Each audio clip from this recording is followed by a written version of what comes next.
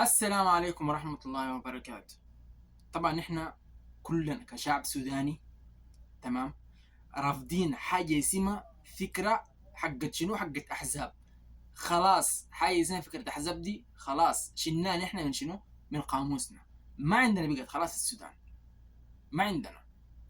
الناس اللي شالوا شنطن دوروها في البلد، شالوا شنطن تجمع الزفت الحشرات، شالوا شنطن دي واتخارج أول ما دورت.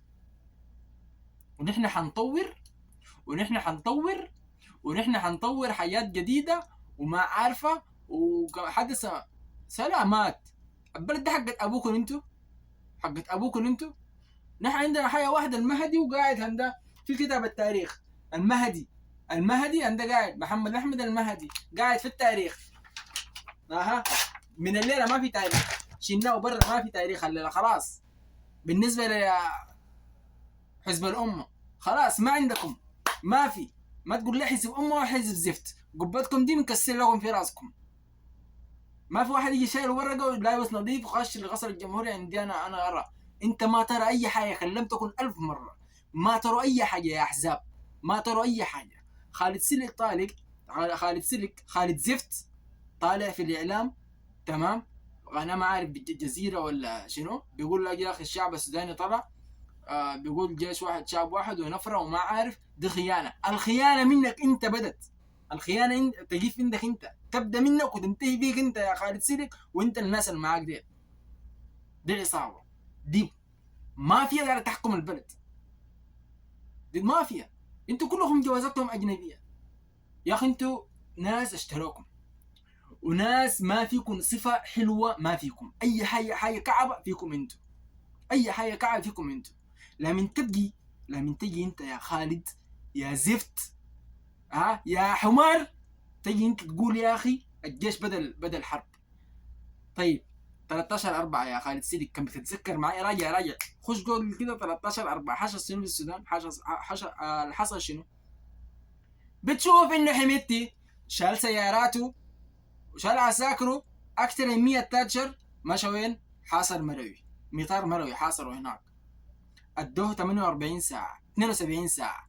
اسحب ناسك ما سحبهم. وانت عاملين فيها شنو؟ ما شايفين اي حاجة. عاملين فيها انت شنو؟ الموضوع ده ما هم يكون، عاملين كده، عاملين فيها ما هم يكون الموضوع ده. دي فوتناها عليكم. تجي تاني مرة يوم 15، تجي انت شنو؟ يوم 14 حميتي مدخل عربات الخرطوم، شمس فوق بدخل سيارات الخرطوم يوم 14. يوم ايوه 14 مدخل سيارات الخرطوم جوا العصر والشمس فوق. ما في يكون واحد يتكلم، ما في واحد يتكلم. ما تقول لي اتكلمت عشان ما اديك بكتاب التاريخ حق المهدي ده في راسك. ما تقول لي شو تكلمت ولا. انت كلكم ساكتين. لكن يوم 15 لا من زفت حميتي الحيوان الحمار زيك مشى طوالي حاجة عند السيد البرهان في البيت، داير يغتاله ولا شنو؟ يعتقله ولا يتحاكم. دي قال في القناة الحدث، قال كده بالنص. خش قال شنو حميتي اول ظهور؟ قال شنو؟ نحن خلاص قررنا حنمسك نجيب من اضانه. تجيبه من انت من انت تجيبه من اضانه يا حمار؟ تجيبه انت من اضانه يا زول؟ انت واحد فصيل، ما بنقول مؤسسه، نحن بنقول جزء من الجيش كان اتمرد رفع التعليمات. المفروض تتبلى من يوم 13، تتبلى يوم حركت عرباتك ومشيت حاصرتها هناك، تتبلى طوالي تتبلى. لكن لا، الجيش صبر عليك. وقلت خلاص الناس زي لنا مع اقدر من القائد يرفع يده.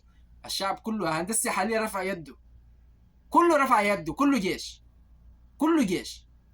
عشان انت ما تيجي تقول لي شنو؟ انا حد انا جايب الديمقراطيه ما في البيوت. انتوا لو رجال اطلعوا برا شنو في الدروه هناك، اطلعوا في الدروه. لو رجال بجد اطلعوا في الدروه هناك. ما تقعد جنب مواطنين تقعد تقول شنو؟ وينه برهان ما قاعد في البيت، قاعد في الدروه في الميدان. اطلع الميدان.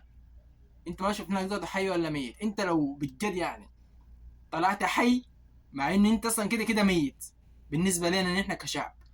خش التعليقات لما طلعت إن حميدتي مات، أقرأ التعليقات حقت الشعب بس بيقولوا شنو؟ ما بيقولوا الله يرحمك، بيقولوا الله لا يرحم، الله لا يرحم، الله لا يرحم، الله لا عادوا أحسن. أنت المفروض طوالي هنا شنو؟ تتوب لي يا ربنا، تتوب طوالي، المفروض تتوب. نحن هسي حاليا يا حزب الزفت، حزب الأمة، قاعد نكتب في تاريخكم حق المهدي كامل. انتوا لغيتوه باسلوبكم ده، لغينا التاريخ هسي حاليا ما عندنا تاريخ، في المواد كلها ما عندنا تاريخ، قاعدين نكتب في تاريخ جديد من الناس الشرفاء والشهداء وانتصارات القوات المسلحة، وقفة الشعب ضد شنو؟ ضد الاحتلال الخارجي. والناس الداخليين ديل ما بنقول لكم حاجة نحن غير شنو؟ نحن ما نقول لكم حاجة مثلا يعني نقول لكم لا يا أخي انتوا ارجعوا توبوا، لأنه توبتكم أصلا دايرين واحد يجلدكم صباحمس، يعلقكم كده بس، يعلقكم كده بس. شفت في الشوارع دي في اللوحات يعلقكم كده، ويجي الماشي والجاي يضرب فيكم، الماشي والجاي يضرب فيكم، لأن انتوا ما عندكم دم وما عندكم إحساس وما عندكم كرامة أصلا، ولا عندكم نخوة ولا رجولة. دي كل حاجات دي اتلغت من البطاقة، المفروض خدتها لك أنثى، أقل من والله العظيم الأنثى أشرف منك. نقول شنو يا ربي؟ نقول ما عارف أقول لك شنو يا حمار، ما عارف اقول لك شنو بالضبط كده يعني، لكن بفكر لك في حاجه كده المره الجايه بقولها لكم. لكن هسه حاليا الحمد لله، الله اكبر، انتصارات قوات المسلحه في مدرمان، نظافه ثقيله، ولسه جايينكم يا مرتزقه يا متمردين. طبعا انتوا ما تقدروا على الجيش، والله العظيم ما تقدروا عليه، لكن انتوا بس مخ ما في، معلش معلش، ما عندكم مخ. انتوا دايرين اعاده تاهيل وتربيه من اول جديد. نحن بنربيكم، نحن بنربيكم، ولأي واحد مندس ولأي واحد غواصة نحن بنربيك. نحن ما فضينا لك وحنفضلك، بنجيبك تتحاكم طوالي قدام الناس دي كلها، تجيب تتحاكم طوالي، لأن انت شنو؟ انت خالفت أي حاجة، انت خالفت أي حاجة، وقفت مع متمردين. ما في حاجة حلوة ولا حاجة حلوة، ما في طبعا، يعني ما فيهم حاجة حلوة، ما في حاجة زفت ما سووها، وانت برضه تقول لي شنو؟ أنا واقف معاهم. ده رجال مدنية شنو دي؟ مدنية شنو؟ قاعد في مستشفى، محتل مستشفيات.